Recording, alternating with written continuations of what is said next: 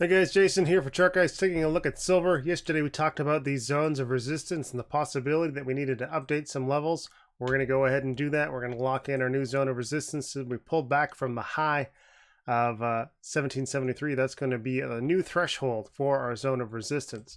On today's candlestick, we did see some bearish action. We don't have a lot of support here on the daily time frame until 1689. That is our next one. And bulls really need to get things together if they're going to make another attempt to get outside of this pattern.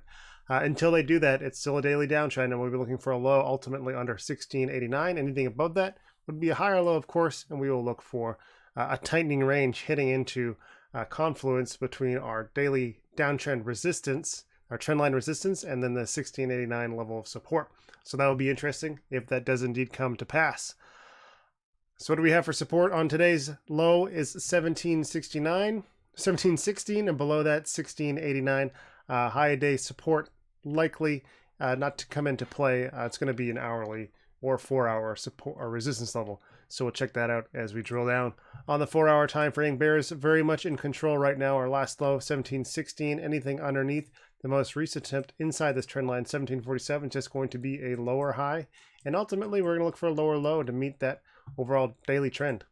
On the hourly time frame, very close to a double top resistance at 1447. There's 1447, 1444. Ultimately still a lower low, lower high situation.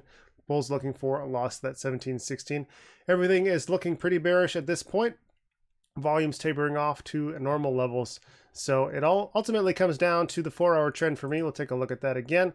If bulls can get over 1447, they have a chance to break out of this daily trend. If we lose 1716, then we're likely going to go test at 1689. So let's see if bulls can hold things together right now. I am just betting for a continuation of the 4-hour downtrend and the daily downtrend as well, until we see some conclusive 4-hour changes and some nice bull volume. That is going to be the story.